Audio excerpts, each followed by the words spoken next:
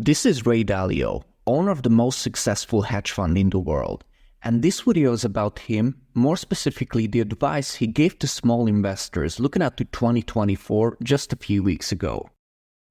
Well, I think the first thing I want to say to most retail investors is you have to think about whether you can beat the markets. A lot of people think I can go play that game and I can beat the markets. I would say winning in the markets is more difficult than winning in the Olympics. And there are more money after it, more trying, and it's pretty much a zero-sum game. And also, I would say any advice I give with you now, I wouldn't want people that who things may change, and in a month from now, I might have a different view. So I would like to say that the most important things of investing are a few qualities. So I would say, if I explain that, let's say at depth, I would say, first of all, invest in what you need most. Invest in your house or your apartment is your environment. And that environment is a very important thing. Invest in your education. Invest in those things. And then once you get past those things that create your environment, invest in yourself if you're an entrepreneur. For example, you're an entrepreneur and look at what you've accomplished. But also then as you go beyond that, think about how much money you need to invest. I didn't have any money, and I just got hooked on this great game of investing. And I would count how many months could I maintain my spending if I didn't have an income. And I try to build up those amount of months, and I'd be very conservative. And I said, supposing I lost half of that amount to inflation or bad decision making or something. So I'd want to have twice the amount. So I'd really encourage that notion of saving, investing in yourself and then saving. And then in the way to do that, I want to encourage people to diversify well. I'll give some thoughts about how to do that. But diversifying is essentially the free lunch. Think about it this way. If you pick three equally good investments and they're not correlated, you're going to have the average return of those three investments and you're going to reduce the risk. And if you can get uncorrelated investments, I call it the holy grail investment. If you can get 10 to 15 good uncorrelated investments, you'll reduce your risk by 70 to 80% of your 70 to 80% without reducing your return. So knowing how to diversify well is another message, and we won't be able to cover it here, but you can see it on YouTube, or you can go to my book and see it. And anyway, headline: diversify well. The next thing I would say is be careful about debt. Be careful about owning too much debt assets and also having too much debt liabilities. I explained to you why I'm concerned about the value of money. And so I would be concerned about that. And I would also say that when thinking about where to diversify, think about beyond just the United States. We have a situation where a relatively few number of stocks have done very, very well. And by the way, they've become expensive. And the market as a whole has not done very well.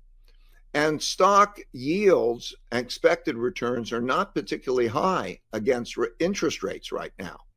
So to be able to diversify well in considering outside the country, remember that the best investments are not necessarily the best companies. The worst companies can be better investments than the best companies because it's in the price. It's like a horse in a horse race.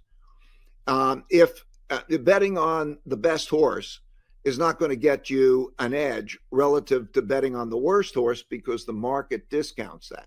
Beating the market is super hard. When diving into the world of investing, we often think that we are smarter than the average stock market investor, mostly because of the social media trader phenomenon. However, let's not overlook the fact that trading is a zero-sum game. For one to gain, another must lose. We're in competition not only with individual investors, but also with billion-dollar hedge funds armed with the latest technology and the world's sharpest minds, which makes achieving returns better than the market average a very hard, close to impossible task. Even seasoned hedge funds, whose primary task is safeguarding and maximizing client funds, struggle to outpace index funds like the S&P 500.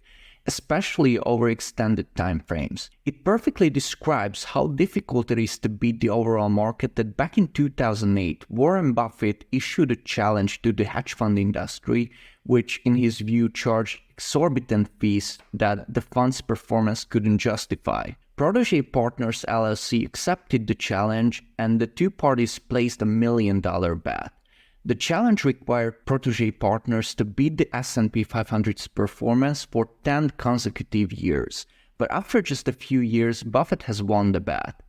But you're not here to learn about the challenges of outperforming dual index funds. You're here to uncover the secrets of setting up a portfolio for success. Ray Dalio suggests that as a retail investor, our first focus should be on income. Attaining the right education is crucial to reaching a level where a comfortable stream of money flows in regularly, enabling us to save and eventually invest.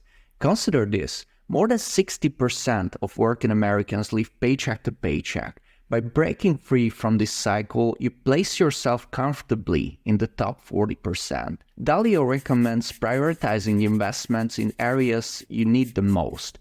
Real estate, for instance, can be a solid investment. The beauty of purchasing a house lies in leveraging your money to acquire an asset with a probable value increase over the next 10 to 20 years. Keep an eye on market cycles though. The current housing market situation might not be ideal for purchase, but if circumstances change with lower mortgage rates on the horizon, buying a home could be a smart move. Once you've covered those bases, then it's time to explore market opportunities. Let's delve into the specifics of how exactly to do that. Ray Dalio emphasizes the power of diversification, a strategy that involves spreading your investment across different stocks, companies, sectors, and more. Instead of putting all your money into a single entity, the idea is to divide it to minimize the risk of unforeseen events negatively impacting your entire portfolio. There is a widely accepted notion that stocks' momentum is influenced 60% by the market, 30% by the sector, and only 10% by the specific stock itself. This holds true for the majority of cases, excluding a few outliers. Dalio considers diversification as a free lunch and promotes a well-considered asset allocation strategy. This involves investing in a mix of uncorrelated or negatively correlated assets that don't all move in the same direction simultaneously. The core idea is to construct a resilient portfolio that can weather various market conditions. For example, when stocks are down, other assets like bonds, commodities, or real estate might perform differently, potentially offsetting losses from the stock market.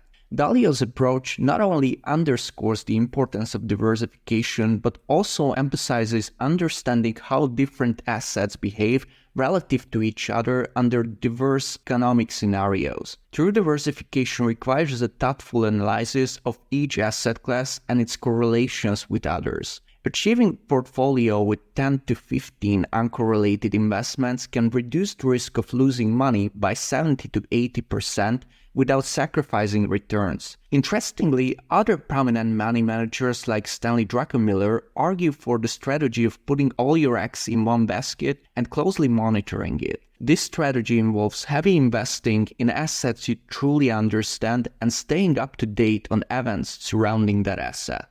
Ray introduces a crucial insight. The best companies are usually not the best investments. In fact, the worst companies can be better investments. Big, established companies have their value accurately reflected in the market, making significant price changes unlikely. Instead, Dalio suggests seeking undervalued companies with smaller market caps that have the potential for substantial growth. Finding these companies is hard, and this is when the real brain power is required. But if you pay attention to trends that are going on in the world, it is not an impossible task. And if you make the right investment into the right asset at the right time, the return it will bring can be significant. However, with smaller companies comes higher risk, and this is where diversification plays a crucial role. Diversifying across 10 to 15 uncorrelated assets with significant potential requires a keen understanding and analysis. In the context of international assets, Dalio's changing world order theory adds an interesting dimension. Looking ahead, if China is about to become the world's leading power, diversifying into Chinese markets might be a wiser move. The easiest way to do so, as Ray suggests, is through China-focused mutual funds or ETFs. Fantastic, thank you. And you mentioned just before we moved to the quickfire round, you mentioned how you got into the world of investing, and you're obviously famous for your global macro strategy approach to investing. Was curious how you got into it. What made you land on that approach? If you could share that story. Okay. I was 12 and I did various kinds of jobs. I had a newspaper route. I shoveled driveways for snow, and I caddied. And when I was caddying, I bought the stock market was hot at the time and everybody was talking about it. And the people I would caddy for would talk with me about it, and I would take my caddying money. I got $6 a bag. I carried 2 bags. I got $12 a round.